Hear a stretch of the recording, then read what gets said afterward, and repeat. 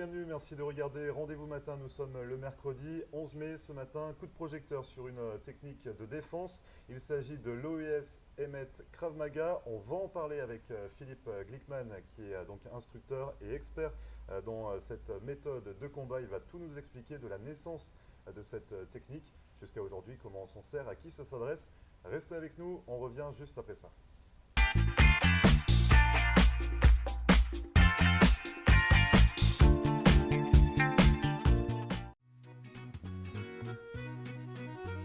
Bonjour à tous, bienvenue au Bistrot 1902 sur Hollywood Boulevard. Je vous invite à venir découvrir notre nouvel emplacement.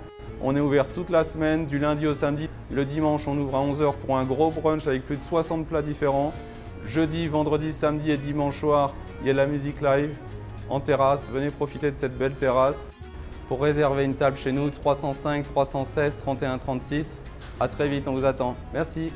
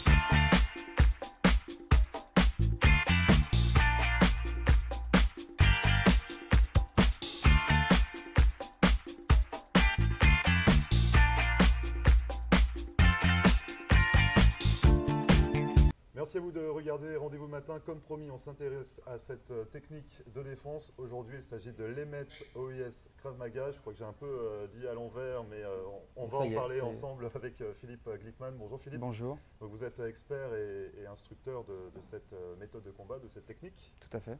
Ça fait plus de 20 ans. Ça fait plus de 20 ans que je pratique cette discipline et que j'enseigne cette discipline. Et aujourd'hui, je suis à Miami et je développe notre système, l'OES Emet Krav Maga, le système d'Aaron Elbaz, qui est mon instructeur. Et je vais vous expliquer un petit peu de quoi il s'agit. On va en s'agit. parler parce que là, on a parlé de l'OES Emet Krav Maga. Déjà, le Krav Maga, ça parle peut-être pas encore à tout le monde. Est-ce qu'on peut revenir un petit peu sur le Krav Maga, ce qu'est le Krav Maga, et puis on va parler un petit peu de… Il y a plusieurs disciplines, il y a plusieurs courants au sein du Krav Maga. Je vais éclaircir un petit peu on va parler un petit peu de tout ça. Déjà, le Krav Maga, c'est quoi? Alors, déjà, l'OES Emet Krav Maga, qu'est-ce que ça veut dire? C'est Operative Israeli System. Ouais. Emet en hébreu, ça veut dire vrai. Donc, on propose un vrai Krav Maga. Krav Maga, qu'est-ce que ça veut dire en hébreu? Ça veut dire close combat. Et, donc un combat rapproché? Tout à fait. Okay. Ce sont les techniques qui ont été originellement les techniques de l'armée israélienne, inventées et mises en place par un homme qui s'appelait, puisqu'il est décédé, Imi Lichtenfeld, né en 1910 et mort en 1998. Donc cet homme… donc on est dans les années 40 à ce moment-là, quand il initie un petit peu cette… En fait, son père était officier de police, détective. Son père était connu pour de grandes arrestations. Et il était fort en tout ce qui était grappling, boxe, et c'était un athlète. Son fils s'est inspiré de ça. Il était lui-même lutteur et acrobate. Il a développé des techniques de combat et il y a eu plein d'histoires. Ce serait un peu trop long d'en raconter, mais il est devenu célèbre parce qu'il avait des aptitudes au combat et il a réussi, grâce aux techniques de Krav Maga, à faire en sorte que les militaires, sous stress, avec peu d'entraînement, puissent être capables de répondre très rapidement à une menace ou à une attaque violente. Et donc tout est parti de là finalement. Alors le Krav Maga a été, si vous voulez, il a fait partie de la Ghana. La Ghana, c'était l'ancêtre de l'armée d'Israël, l'IDF. Il a fait partie de la Ghana, il a formé les instructeurs, ensuite il a fait partie de Tsahal et de 1900, pendant toute cette période on va dire de 44 à 64, il a formé des unités prestigieuses Et en 64, c'était secret défense. Et après 64, ça a été ouvert au public. C'est ça, donc finalement pendant 20 ans, ça a été vraiment pour l'armée. C'était que pour l'armée, Et c'était ensuite, dédié à après, l'armée, ça a été une ouvert. discipline ouverte à tous. Tout à fait. Donc depuis 64. Tout à fait. Notre système, l'OIS EMET Krav Maga, c'est une évolution du Krav Maga. Le Krav Maga, c'est quelque chose de traditionnel. Donc Enfin, le Krav Maga, on est d'accord que c'est la technique de défense. tout à fait. Alors, c'est comment permettre à n'importe qui, quel que soit l'âge, quelle que soit la taille, quelle que soit la personne, quelle que soit la mobilité de la personne, que ce soit un handicapé, que ce soit n'importe qui, de faire en sorte que cette personne, elle soit efficace face à un adversaire plus fort, plus méchant, on va dire, et quelqu'un qui n'a pas tout le temps le temps de s'entraîner. Parce que c'est quelque chose qui est très important, c'est que ce n'est pas un système qui a été fait pour pouvoir s'entraîner pendant des années et des années. C'est comme si je vous prends vous et vous me dites, voilà, aujourd'hui je veux être plus sûr dans la rue, qu'est-ce que je vais faire? Je vais vous former dans un temps très court.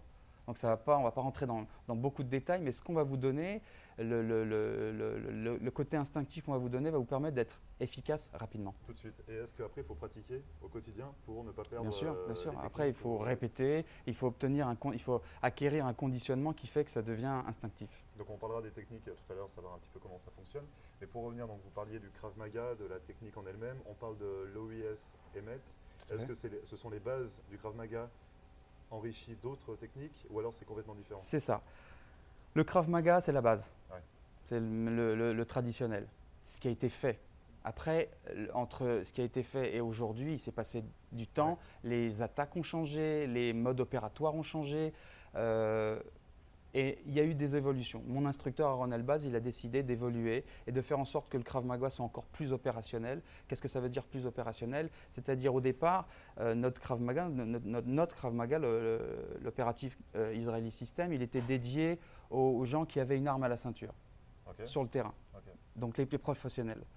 Et on leur permettait d'être capables de se défendre face à une menace très violente dans un temps très court. Et après de ça, on a commencé à développer pour les civils, de faire en sorte qu'aujourd'hui les civils, qu'ils soient armés ou pas, qui ne sont pas armés, qui ne veulent peut-être pas être armés, eh ben, ils ont un moyen de réponse face à un agresseur qui est très violent. Aujourd'hui, on se rend compte que le monde dans lequel on est, on ne peut plus être protégé où que ce soit Miami, que ce soit Paris, que ce soit n'importe où, il y a des problèmes.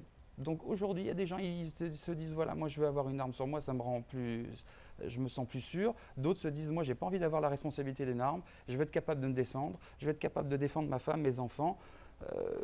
Au moins j'ai quelque chose. Vous êtes d'accord que le Krav Maga c'est sans armes? Ah, c'est sans armes, mais on travaille contre. Vous travaillez contre les armes et vous, la technique c'est sans armes? Au départ, c'est avec une arme. Mais nous, mais vous, dans ce que vous apprenez dans l'OIS, EMET, non, on n'a pas d'arme. Il n'y a pas d'arme. Mais il y a arme et pas arme. Il y a deux courants, si vous voulez, en fonction des niveaux. Mais la personne basique qui vient, elle n'a pas d'arme sur elle, elle se défend pied-point face à n'importe qui a un couteau, qui a un bâton. Mais au départ, on commence les choses très simplement. Parce que le but, c'est encore une fois, c'est l'attitude. Comment gérer une situation extrême dans un temps très court. Et justement, ça s'adresse à qui? Parce qu'on a parlé longtemps, donc pendant 20 ans, c'était pour l'armée, c'était pour des territoires en guerre, des situations un petit peu comme ça. Oui, mais pas forcément. Aujourd'hui, finalement, c'est pour tout le monde, mais quand vous disiez on ne se sent pas en sécurité, que ce soit à Paris, Miami ou dans n'importe quelle ville, donc ça voudrait dire que tout le monde devrait maîtriser des techniques de Krav Maga pour… C'est au même titre qu'on est dans ce restaurant, je suis sûr qu'il y a un ou deux extincteurs quelque part. Ça ne veut pas dire qu'il va y avoir… C'est la prévention plus… Tout à fait, c'est exactement ça. Ça veut dire, j'ai aujourd'hui la possibilité, aujourd'hui le monde s'ouvre à vous. Vous avez la possibilité de faire tous les choix que vous voulez. Moi, Philippe, à titre personnel, les élèves que j'ai en face de moi et qui viennent vers nous, ils se disent, voilà, moi je veux avoir les bases, comme ça s'il m'arrive quelque chose, au cas où j'ai un moyen de réponse. Au cas où je ne vais pas rester et être une victime et être passif. Parce que le pire, c'est d'être passif. Il faut toujours avoir un moyen de réponse, quel qu'il soit. Après, en fonction de son niveau, on évolue dans le moyen de réponse. Au départ, ça peut être juste de stopper quelqu'un avec la voix, parce que sous stress, il n'est pas dit que vous puissiez parler comme vous parlez sans stress. Donc vous apprenez également à gérer un petit peu On apprend la communication, la prévention, comment faire en sorte quand vous avez vu, voilà, il y a deux personnes là-bas, ça fait un quart d'heure qu'ils me regardent, etc. Je suis une femme, j'ai mon sac, je rentre chez moi, il fait noir, je suis dans un parking, le soir, je sors d'une boîte, d'un restaurant, je suis obligé de traverser la rue. Ok, à ce moment-là, la confiance, elle vous vient en vous et vous vous dites, quelque part, j'ai un petit outil dans ma poche qui me permet de traverser le monde sans problème. Vous savez, ce qui est très drôle, et vous pourrez poser la question autour de vous, il y a beaucoup de gens, beaucoup de femmes qui ont peur de descendre dans leur parking la nuit. Alors qu'un parking, sauf ici parce qu'ils sont en étage, mais un parking qui est en sous-sol, il est en sous-sol, donc il n'y a pas de jour. Donc il n'y a pas de différence entre la nuit et le jour. Mais si, du fait psychologiquement que... Il y a moins de monde le soir. Oui, mais on a peur et pourtant... ou d'aller à sa cave, ou d'aller quelque part le soir. Donc tous ces problèmes psychologiques, on les résout en faisant en sorte que la personne qui vient chez nous, elle gagne confiance en elle, et elle se sent un peu plus sûre. Donc, déjà, on a un gain de confiance, plus les techniques. Alors, on va développer en seconde partie. On va en reparler tout à l'heure de savoir un petit peu si on se sert de ses poings, de ses pieds, c'est ce que vous disiez. Mais juste avant, pour savoir quand est-ce que vous êtes vraiment tombé, donc ça fait plus de 20 ans que vous êtes expert et que vous êtes instructeur. Et finalement, ça arrivait quand? Vous êtes tombé quand dans le Krav Maga? alors, comment je suis tombé dedans? En fait, c'est très simple. J'ai toujours eu une attirance pour les sports de combat, étant jeune. Étant une famille juive ashkénaze, que je suis juif, et ayant eu autour de moi beaucoup d'histoires de ce qui s'est passé pendant la Seconde Guerre mondiale, donc j'étais assez emprunté à ça. J'ai toujours eu en moi quelque chose qui m'attirait vers le combat. Je ne savais pas à l'époque que ça allait être le Krav Maga. Et à l'issue d'une altercation un soir à Paris, où je faisais déjà, moi je pratiquais de la boxe anglaise, j'ai eu une confrontation avec des gens, ils étaient nombreux, je m'en suis sorti très bien, j'étais très content. Mais je suis rentré chez moi, j'ai eu une prise d'angoisse et je me suis dit, mais qu'est-ce qui se serait passé s'il m'avait sorti un couteau, s'il m'avait sorti un pistolet, s'il m'avait sorti un bâton, qu'est-ce que j'aurais fait? Je ne sais pas, je n'avais pas utilisé mes jambes à l'époque, parce que la boxe, on n'utilise pas les jambes. Plein de questions se sont posées à moi et Dieu a fait qu'une semaine après, j'ai rencontré celui qui allait devenir mon premier instructeur, et que je salue aujourd'hui, qui s'appelle Thierry Simkoskas, et qui est au Canada. Donc tous nos amis canadiens ou franco-canadiens, bien sûr, tout le monde. Tous nos amis canadiens, si un jour ils vont au Canada, ils pourront le voir, il est à Montréal. Très bien. Donc c'est de là tout est parti, et finalement aujourd'hui vous transmettez ce savoir que vous avez appris. Tout à fait. Alors en fonction de mon parcours, donc j'ai commencé le Krav Maga. Il s'est avéré qu'on m'a proposé de devenir instructeur. C'était pas ma volonté. On m'a proposé de devenir instructeur parce que j'avais certaines compétences. Et j'ai fait ce parcours. Je suis devenu instructeur. Et encore une fois, être bon et être instructeur, c'est encore deux choses différentes. Savoir faire et faire savoir, ce sont deux choses différentes. Transmettre, la pédagogie, expliquer, avoir la patience, pas toujours évident. Parce qu'il faut encore une fois savoir que les gens qui viennent chez vous, ce ne sont pas des forces spéciales. C'est des fois des gens, ils n'arrivent même pas à mettre un pied devant l'autre. Ils n'arrivent pas à respirer, ils n'ont pas de cardio, ils n'ont rien. Et vous allez leur montrer le chemin pour devenir ce qu'eux, ils ont envie de devenir. Et justement, vous allez nous expliquer dans un instant comment ça se passe, quelles sont les techniques. Bien sûr. Vous restez avec nous? Je reste. On revient juste après ça, ne bougez pas.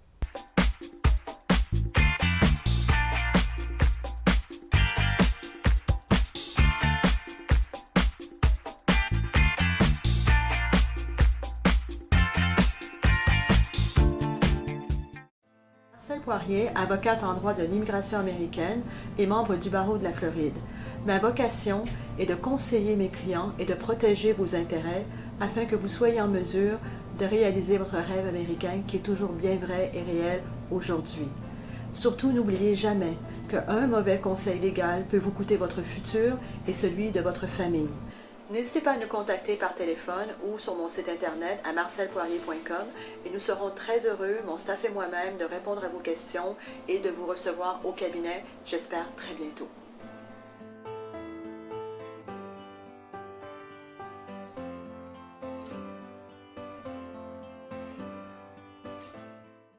Richard's Motel Family of Lodgings est une entreprise de services qui offre différents types d'hébergements répartis sur 7 complexes dans les régions de Hollywood et Hallandale Beach. Richard's Motel Family of Lodgings est une solution d'hébergement économique et propre, avec un service comparable à celui des grands hôtels. En affaires et en croissance depuis 25 ans, l'entreprise propose un minimum de 144 unités, en des complexes avec chambres standards ou appartements d'1 ou 2 chambres à coucher parallèles. Notre entreprise regroupe différentes unités de motels, hôtels, des studios condos magnifiques, vastes, confortables mais sans le grand luxe et les coûts inhérents aux hôtels de renom, des appartements pour du court, moyen et long terme. Richard's Motel Family of Lodgings. 1-800-742-4431. 1-800-RICHIE-1. Visionnez notre site Internet à richardsmotel.com. Merci à vous de regarder Rendez-vous matin. On parle toujours de Krav Maga avec Philippe David Glickman. On parle de, donc c'est l'OIS, c'est bien ça, OIS EMET Krav Maga. OIS EMET Krav Maga, Donc, c'est un de courant. système d'Aaron Elbaz. Ouais, que vous nous avez expliqué un petit peu en première partie. Tout à fait. On est en train de s'intéresser un petit peu aux techniques, savoir un petit peu comment ça fonctionne. Juste avant de rentrer vraiment dans le vif de la technique, savoir un petit peu comment on l'apprend et comment on la maîtrise, est-ce qu'on peut parler des autres sports de défense ou de combat? Des gens parlent de sport, on est d'accord que Alors, c'est une technique, c'est là où la discussion devient intéressante. Dès lors juste avant c'était pas intéressant. C'est- Là ça devient non, intéressant. ça devient intéressant Ouais, dans, ouais. dans le sens où on parle de sport ou on parle de système. Alors le Krav Maga, on peut le voir comme un sport. Moi, je ne le vois pas comme un sport. Alors bien sûr, quand on pratique, c'est sportif. Il y a une Mais il n'y a pas activité. de tournoi, il n'y a pas de compétition, il n'y a pas de. Il n'y a tout ça. pas de compétition et ça n'a pas été fait dans ce sens-là. En tout cas, ça n'a pas été pensé par le créateur dans ce sens-là. Et notre système, c'est un système de survie. Aaron Elbaz, son objectif, c'est de faire en sorte que une personne, elle soit capable d'avoir tous les moyens pour survivre, parce que c'est de la survie quand on est attaqué au couteau dans la Ouais. rue, comme ça se passe en Israël, comme ça s'est passé en France. À ce moment-là, on n'est plus dans un cadre sportif. Il n'y a pas de médaille, il n'y a pas de championnat, ça se passe à n'importe quel moment. On peut être en train de se parler là maintenant et tout d'un coup, il y a quelqu'un qui nous fonce dessus. Qu'est-ce qu'on fait? Comment on réagit? Ce n'est pas du sport. Ouais, donc déjà ça pose bien les bases. C'est pas du sport parce que c'est pas codifié, parce qu'il n'y a pas de règles. Parce que dans le sport, n'importe quel sport que vous voyez aujourd'hui, même le plus violent soit-il, il y aura toujours un arbitre qui va à un moment stopper les gens pour leur dire voilà, vous allez trop loin. Dans la rue, il n'y a pas de limite. Et on le voit tous les jours. Et est-ce qu'on peut quand même le comparer au karaté, au taekwondo, Ben, on peut, à tous on ces peut, on sports peut comparer. Les gens sont libres de comparer ce qu'ils veulent à ce qu'ils ont envie. Après, le karaté, ça a son identité. Moi, je ne suis pas pratiquant de karaté. Encore une fois, nous, on respecte tous les systèmes.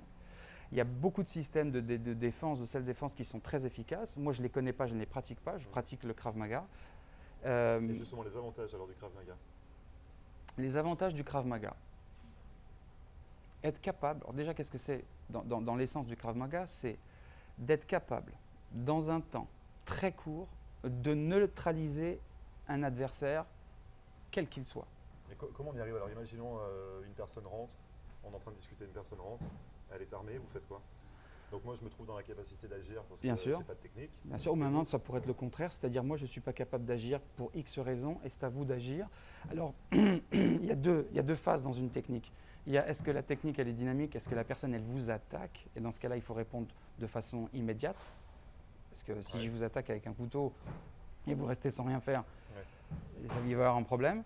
Ou c'est une menace. Alors, quand je dis une menace, ça veut dire que la personne elle pose un temps, Ouais. elle demande quelque chose et à ce Ouais. moment-là vous pouvez traiter l'information. Alors comment on fait dans les cours? Eh ben, le cours il est structuré de cette façon. Il y a une partie plus ou moins échauffement avec un aspect technique. On introduit déjà des techniques dans l'échauffement. C'est pas juste on Donc, bouge. C'est-à-dire C'est-à-dire que les mouvements de. voilà, c'est-à-dire que chaque mouvement va préparer la technique Ok. qu'on va enseigner. Après, c'est comme au restaurant, il y a le plat principal Mhm. et là on va le décortiquer. On va le faire temps par temps, étape par étape, avec les transitions, avec la ligne de temps. Alors qu'est-ce que c'est que la ligne de temps? C'est par exemple être capable sur le même problème de le prendre un peu avant, complètement avant, à son origine, au milieu du problème, juste après le problème, ou carrément quand on veut rentrer un peu plus loin dans la technique, vous avez été touché, vous tombez au sol, mais l'attaquant continue d'attaquer et là vous devez continuer à réagir malgré une blessure. Ah oui, donc il y a beaucoup de préparation psychologique. C'est pas il y a de la préparation psychologique, c'est qu'on vous met dans une telle dynamique que quelque part vous n'êtes plus à même de réfléchir de façon intellectuelle, mais au contraire de façon spontanée et complètement instinctive. Il faut être instinctif. Vous savez, le problème entre un ennemi qui vient vers vous et vous, quand vous le voyez arriver, ce temps qu'il y a entre vous et lui, c'est du temps où se mettent la peur, le questionnement, les discussions internes, oh il est grand, il est fort, oh je ne vais pas y arriver, oh le couteau est immense, oh ceci, oh cela, et on ne veut pas ça. Nous, on chasse le problème. Donc on évite le stress et on prend confiance en soi. C'est même pas qu'on l'évite, on le chasse. Ouais. Vous avez un souci, wham, on va dessus. Et est-ce qu'il y a une technique pour chaque situation? C'est-à-dire que là, on a oui. parlé d'une personne qui rentre avec un couteau, par exemple, mais si elle a un revolver, c'est différent. Après, chaque technique est adaptée au problème, c'est-à-dire on commence par les choses basiques, tout ce qui est saisie, étranglement. C'est quelqu'un qui vous attrape le vêtement, qui vous attrape le poignet, qui vous saisit les cheveux, qui vous étrangle, qui vous ceinture, qui vous met un coup de poing, un coup de pied, un coup de coude, un coup de tête.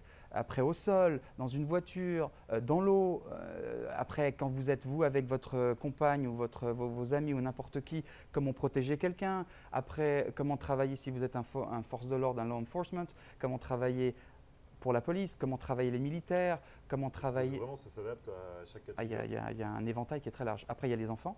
Ouais. Les enfants de 5 à 8 ans, les 8, 12 ans, les 12, 14, 15. Donc c'est un éveil au début, on peut commencer vers 5 ans, 5, 7…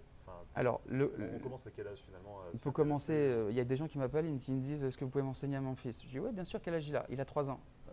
3 ans. » Ah oui, donc il y a certaines personnes qui réfléchissent déjà alors que les enfants… Oui, ils veulent les mettre tout de suite. Alors moi, 3 ans, je ne fais pas, mais plutôt 5, 6 ans, c'est plus facile. Et il y a un jeu d'éveil, en fait tout est conduit indirectement pour mener à ce qu'on va faire plus tard. Il y a une évolution. On sait qu'entre 5 et 8 ans, voilà, les enfants se développent, mais déjà on leur met un petit peu… un petit peu les techniques. Bien sûr, ils sont super intelligents.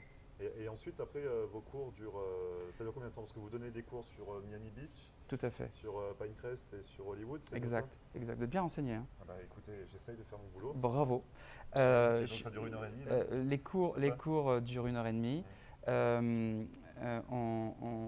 On est représenté sur Pinecrest, comme vous l'avez dit, sur Miami Beach sur la 41e et juste derrière ici, à côté d'Hollywood. Je donne des cours dans 3 différents endroits. C'est par groupe, ça se passe comment? C'est des cours collectifs. On est entre 10 et 15 personnes en fonction du cours. Je ne sais jamais qui est-ce qui va venir. Et le cours dure 1h30 et puis voilà. Et donc pendant 1h30, on pratique ces techniques? Pendant 1h30, on s'entraîne. C'est par session, c'est-à-dire que est-ce que les gens viennent avec leurs propres interrogations en train de… Par exemple, moi, si je crains de me faire attaquer dans telle situation et que j'aimerais avoir un cours, pas particulier, mais avoir des techniques de défense dans ce domaine-là, ou alors c'est du générique? C'est-à-dire que le lundi, on apprend à se défendre dans la rue, le mardi, on apprend à se défendre… En fait, je vais vous dire, ou… rien n'est figé. C'est-à-dire que si un jour vous arrivez, et je souhaite qu'un jour vous veniez à participer à un cours, et que vous viviez cette expérience, et que vous me dites, Philippe, j'ai pensé à quelque chose, la dernière fois je sortais de ma voiture, et voilà, qu'est-ce que je pourrais faire si ça m'arrive? Alors je vous vois 5 minutes avant le cours, je dis, bah, ok, ce soir on va faire ça, on va travailler le cours comme ça, Grégory, et à la fin du cours, je vous ai donné un champ de vision que vous vous dites, déjà je vous ai répondu à votre question, et en plus de ça, j'ai permis aux élèves, à travers vous, de répondre à ce problème-là. Maintenant, chaque cours est différent, c'est jamais le même cours, c'est pas figé, on travaille des choses spécifiques, mais c'est pas numéro 1, numéro 2, c'est pas codifié comme ça. Parce qu'il y a beaucoup d'éventualités. Énormément, il y a autant de sujets qu'il y a de gens sur Terre. Et juste avant de terminer, donc on reprend notre cas de figure, on est au restaurant, une personne arrive. Est-ce que ça passe aussi? Donc là, on sait qu'on doit maîtriser un peu ses jambes, ses bras, il y a des techniques à apprendre. Mais est-ce que ça passe aussi par la persuasion, par la voix, c'est-à-dire que l'ennemi, comme vous le décrivez, quand il rentre dans la pièce, il est armé. Est-ce qu'on commence par parler ou on essaye ou on réagit à comment on va, comment on va se positionner? Après ça, c'est vous et vous. Donc c'est pas universel. Non, c'est vous et vous. Et maintenant, je vais vous dire autre chose. Il faut comprendre la rue, il faut comprendre le mode opératoire des gens et des voyous. Aujourd'hui, les voyous, ils veulent quelque chose. Soit le voyou, il vous attaque, et comme je vous l'ai dit, il vous attaque et il faut donner une réponse immédiate. Parce qu'en fait, qu'est-ce qu'il fait? Qu'est-ce que fait un agresseur? Il vous pose une question. Quelle réponse vous allez lui donner? Si vous mettez 3 heures pour donner une réponse, c'est trop tard. Il faut que ce soit immédiat. Après, il y a des gens, ils vont dire, moi je fais rien. Ok, bah, si tu n'as rien fait, super. Maintenant, quelqu'un qui vous menace à une arme, on sait, on voit aujourd'hui les répercussions, on voit ce qui se passe. Maintenant, le but, c'est pas de devenir un héros, c'est pas d'être inconscient dans son comportement, c'est d'être responsable, parce que ça, c'est important. Et si le fait de parler, ça peut désescalader le problème et faire en sorte que la personne, elle va s'en aller. Moi, vous savez, si quelqu'un vient, il me demande les clés de ma voiture et il me braque avec un pistolet, c'est quoi? Je lui donne ma voiture, je lui donne les clés, je dis vas-y. Il y a une assurance, je m'en fous, ben oui. Qu'est-ce que je vais risquer ma vie? Maintenant, si quelqu'un me fonce dessus, il m'attaque d'une façon violente, je dois répondre. Enfin, c'est ce que je tenterai de faire au mieux de ce que j'ai été formé pendant toutes ces années. Il faut être déterminé pour se défendre. Est-ce qu'il faut être déterminé pour se défendre? En tout cas, je pense qu'il faut être extrêmement volontaire, il faut être courageux et il faut avoir un amour de la vie sans limite pour faire en sorte que le mal ne peut pas vaincre sur nous. Et c'est ça notre objectif. C'est ça ce que j'essaye la plupart du temps d'expliquer aux élèves, c'est qu'il y a aujourd'hui un mal très fort qui nous entoure, très fort, et on le voit, et on a des exemples. Regardez ce qui s'est passé avec le gendarme en France dans le supermarché. Cet homme, il a donné sa vie. Il a donné sa vie pour sauver, pour protéger. Moi, j'aurais aimé, j'aurais rêvé que cet homme soit en vie aujourd'hui et qu'on lui remette des médailles vivant et pas mort. On terminera donc là-dessus. Merci beaucoup, Philippe, merci beaucoup. David Glickman. Est-ce que je peux vous laisser nous communiquer votre numéro de téléphone? Alors, tout à fait. Pour qu'on puisse vous appeler, vous joindre pour ces cours? Bien sûr. Alors, mon numéro de téléphone, c'est 305 570 7222. Ça, c'est le numéro de téléphone. Le site internet, c'est www.ottkravmaga.com. C'est pas facile, mais dans tous les cas, il s'affiche normalement en bas de. Tout à fait. Ou l'écran. sinon, les gens tapent OIS Emmett Krav Maga sur Google et ils le Et trouvent. on le trouve ici. Et en tout cas, je vous remercie de m'avoir invité. Merci à vous d'être venu. Et puis, j'essaierai de passer. Pour Avec apprendre, plaisir. quelques techniques. Vous êtes le bienvenu. Merci beaucoup, à très bientôt. Merci. Merci bien. Et vous ne bougez pas, on revient juste après ça. Bonjour à tous, bienvenue au Bistrot 1902 sur Hollywood Boulevard. Je vous invite à venir découvrir notre nouvel emplacement. On est ouvert toute la semaine, du lundi au samedi. Le dimanche, on ouvre à 11 h pour un gros brunch avec plus de 60 plats différents.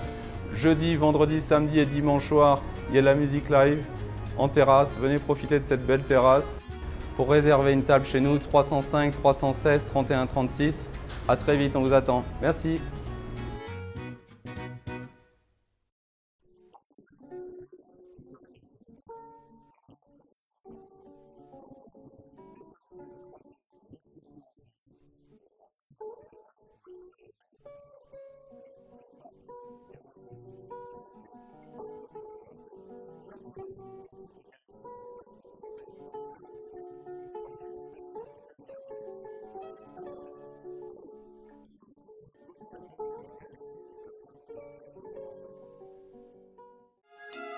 Mes amis, si vous amenez votre partenaire à Jimbo's Restaurant, elle ne vous quitterait jamais.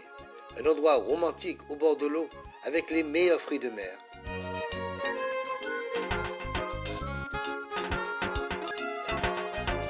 Et on trouve une belle ambiance de musique tous les soirs. Visitez Jimbo's Sandbar Restaurant à 6200 North Ocean Drive, près du pont de Dania Beach Boulevard. Jimbo's Sandbar Restaurant pour les amoureux de bonnes choses.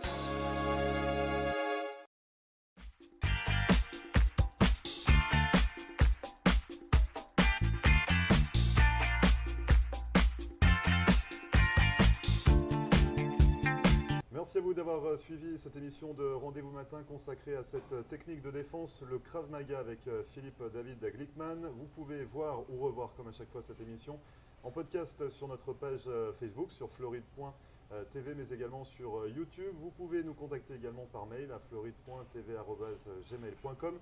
En attendant, on se retrouve demain pour une nouvelle émission. Dès 9 h, très bonne journée et à demain.